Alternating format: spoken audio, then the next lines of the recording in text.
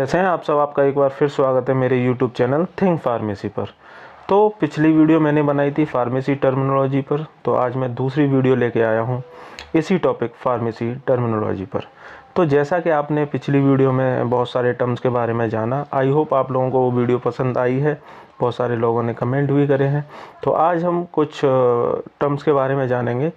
तो सबसे पहले हम स्टार्ट करते हैं अपने फर्स्ट टर्म, एडवर्स रिएक्शन। यानी कि आपने देखा होगा जब भी हम कोई ड्रग लेते हैं, खाते हैं, तो उसके दो तीन इफ़ेक्ट होते हैं। उनमें से सबसे पहले तो थेरेपेटिक इफ़ेक्ट, यानी कि हम जिस वजह से उस ड्रग को खा रहे हैं, यानी कि जैसे हमने एंटीपायरेटिक खाई जिसको हमें बुखार सही करना है, तो उसका एक इफ़ेक्ट होगा कि वो बुखार को सही करेगी, बट साथ में उसके कुछ साइड इफ़ेक्ट भी होंगे और कुछ उसके एडवर्स इफ़ेक्ट भी होंगे। तो हम इन दोनों टर्म को आज जानेंगे, side effect and adverse effect. तो एडवर्स इफेक्ट जो रिएक्शन होती हैं बॉडी के अंदर, वो क्या होती हैं, वो अनडिज़ायरेबल होती हैं या नेगेटिव रिस्पॉन्स होता है, और ये अननोन भी होता है। और साइड इफ़ेक्ट क्या होता है, हमें पता होता है पहले से, है ना, कि ये इस ड्रग का ये इफ़ेक्ट हो सकता है। तो ये क्या होता है, ये शॉर्ट टर्म होता है, एक्यूट होता है, यानी कि ट्रीटेबल होता है, आपको बस उसके इफ़ेक्ट दिखाई देंगे। इट्स कॉल्ड साइड इफ़ेक्ट, है ना। जैसे नोज़िया एंड स्लीपनेस, है ना, आपको नींद आ जाएगी, नोज़िया हो जाएगा, या आपको कभी कभार बॉडी में इरिटेशन हो सकती है। इसके अलावा कुछ नहीं। बट एडवर्स इफेक्ट जो होते हैं वो अनडिज़ायरेबल नेगेटिव रिस्पॉन्स होते हैं। अब इसमें क्या हो सकता है, आपका कोई ऑर्गन डैमेज भी हो सकता है।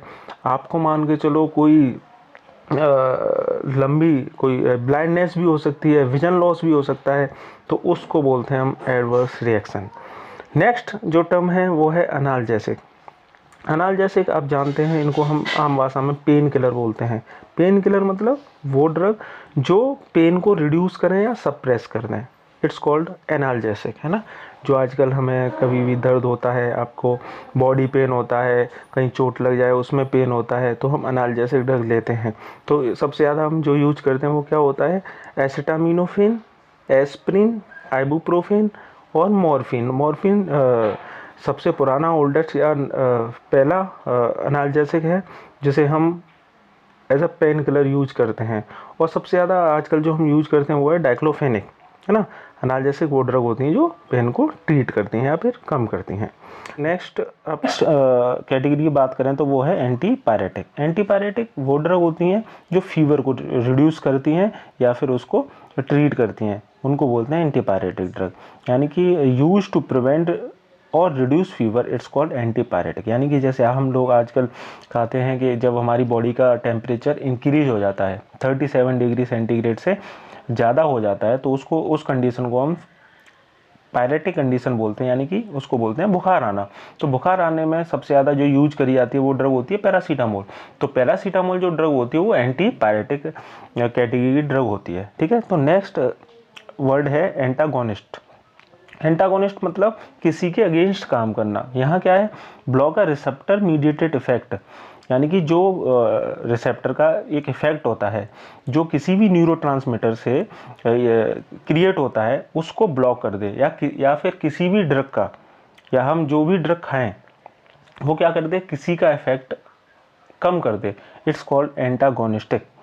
नेक्स्ट जो टर्म है वो है एंटीकन्वर्जेंट। एंटीकन्वर्जेंट वो ड्रग होती हैं जो प्रिवेंट कराती हैं सीजर्स को। सीजर क्या होते हैं, मिर्गी के दौरे जिसको हम आजकल बोलते हैं, जिसमें हमारे ब्रेन में जो न्यूरॉन्स होते हैं या हमारे इलेक्ट्रिक इम्पल्स होती हैं, उनकी बम्बारमेंट हो जाती है, जिसकी वजह से हमें वो दौरे आते हैं। उसको जो ट्रीट करती हैं वो होती हैं एंटीकन्वर्जेंट ड्रग, जैसे कि फिनिटोइन, जो कि सीजर को या सीजर की सीवियरिटी को प्रिवेंट करती हैं, उसको बोलते हैं एंटीकन्वर्जेंट। नेक्स्ट ड्रग है एंटी एमेटिक। एंटी एमेटिक यानी कि जैसे हमें उल्टियाँ आती हैं उसको बोलते हैं एमेटिक, इमेसिस, है ना, वॉमिटिंग, नोजिया, उसको प्रिवेंट कराने के लिए जिस कैटेगरी ड्रग को हम लेते हैं या खाते हैं या यूज करते हैं वो होती है anti emetic. Drug use to prevent, elevate और सप्रेस नोजिया एंड वॉमिटिंग, यानी कि नोजिया एंड वॉमिटिंग को क्या करें, प्रिवेंट करें, उसको बोलते हैं एंटीएमेटिक। जैसे आप आजकल जो सबसे ज़्यादा यूज होता है वो होता है डोमपेरिडोन, ऑन्डेसेट्रॉन, है ना। ये किस कैटेगरी ड्रग है, एंटीएमेटिक कैटेगरी ड्रग है। जिसको उल्टियाँ आती हैं, जिसको उल्टियाँ जैसा महसूस होता है, वो पर्सन या वो पेशेंट एंटीएमेटिक कैटेगरी ड्रग ले सकता है या फिर यूज करता है। नेक्स्ट बात करें तो वो है एंटीहिस्टामिन। एंटीहिस्टामिन जो ड्रग होती हैं वो क्या होती हैं, जैसे हमें कभी कभार एलर्जी हो जाती है तो हम एंटीहिस्टामिन ड्रग लेते हैं, तो ये क्या कहते हैं, counteract the immune system histamine reaction to allergy और रेस्पिरेटरी इलनेस, यानी कि जैसे रेस्पिरेटरी प्रॉब्लम हो गई है ना, तो उसमें क्या होता है, हिस्टामिन रिलीज होते हैं, तो वो हिस्टामिन को ब्लॉक करने के लिए या उनका सिक्रेशन कम करने के लिए हम एंटीहिस्टामिन ड्रग लेते हैं, जिससे क्या होता है कि हमारा जो रेस्पिरेटरी इलनेस होती है उससे हमें आराम मिलता है और एलर्जी रिएक्शन जो होती हैं वो भी ट्रीट हो जाती हैं। नेक्स्ट ड्रग है एंटीस्पाज्मोडिक। एंटीस्पाज्मोडिक ड्रग वो ड्रग होती हैं जो हमारे मसल्स स्पाज्म को ठीक करती हैं। मसल स्पाज्म क्या होता है, मरोड़ होती हैं, है ना, उनको ट्रीट करने के लिए हम लेते हैं एंटी स्पाज्मोडिक ड्रग। नेक्स्ट है एंटीटसिव। एंटीटसिव वो ड्रग होती हैं जो कफ, यानी हमें खांसी आती है, आपने देखा होगा, तो उस कफ को सप्रेस करने के लिए या ट्रीट करने के लिए या उससे रिलीफ पाने के लिए हम जो ड्रग लेते हैं वो एंटीटसिव ड्रग होती हैं, जिससे क्या होता है कि हमें जो खांसी आ रही है, कफिंग हो रही है ना, उसके आराम मिले या वो ट्रीट हो जाए। It's called antitussive. Next word है एक्वस। अब यहाँ आप देख पा रहे हो एक्वस और नॉन एक्वस। एक्वस क्या होता है कि जैसे कि मान के चलो कोई भी सॉल्यूशन जिसका जो बेस है यानी सॉल्वेंट है वो वाटर है, तो उस सॉल्यूशन को हम बोलते हैं एक्वस सॉल्यूशन।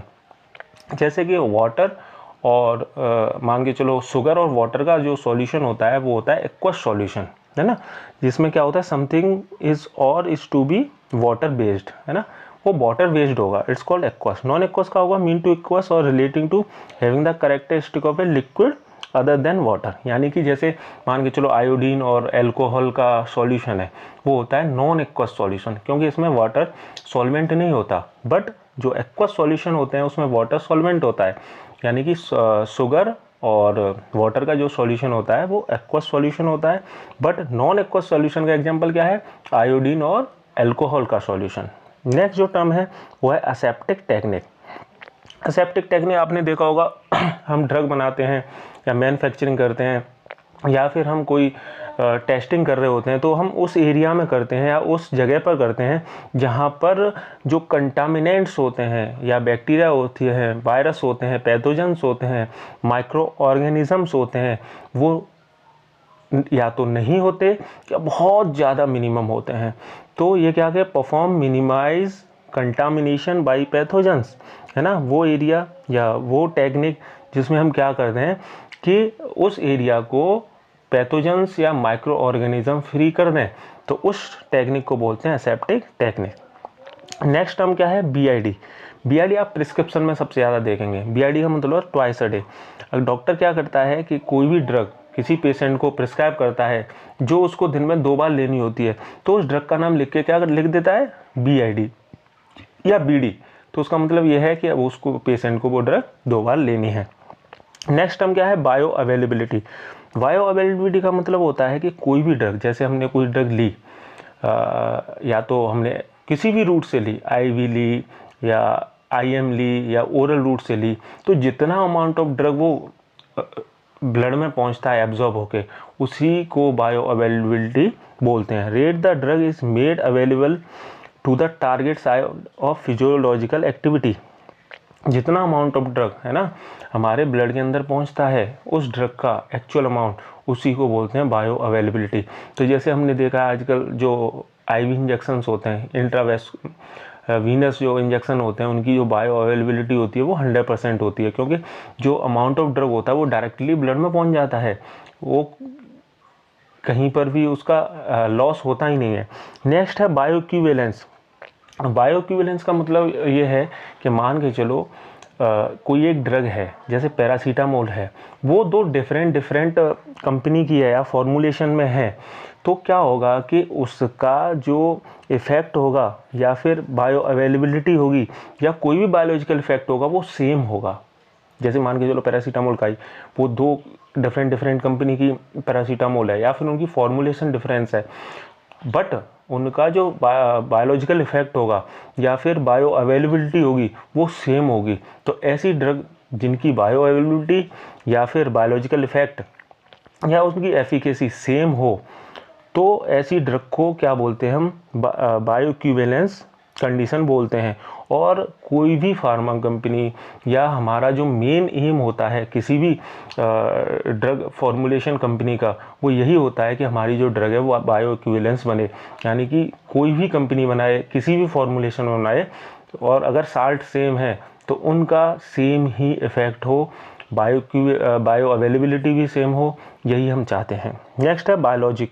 बायोलॉजिक वो ड्रग होती हैं या वो प्रिपरेशंस होती हैं जो लिविंग ऑर्गेनिज्म से बनती हैं, जैसे कि वैक्सीन। वैक्सीन क्या है, ये माइक्रो ऑर्गेनिज्म ही तो है ना। इसमें हम क्या करते हैं कि बैक्टीरिया को या वायरस को हम यूज करते हैं, है ना, टू ट्रीट एनी डिजीज़ और डिसऑर्डर, है ना। अपनी बॉडी के अंदर एंटीबॉडी बनाने के लिए हम ऐसी ड्रग को यूज करते हैं। तो ऐसी कंडीशन को हम बोलते हैं बायोलॉजिक। बायोलॉजिक वो ड्रग होती हैं जो किसी भी लिविंग ऑर्गेनिज्म को लेके बनाते हैं, जैसे कि वैक्सीन। तो आई होप ये आपको वीडियो पसंद आएगी। तो अगर ये वीडियो आपको पसंद आए तो प्लीज़ इस वीडियो को लाइक करें और शेयर करें और मेरे चैनल को सब्सक्राइब करें। Thank you so much.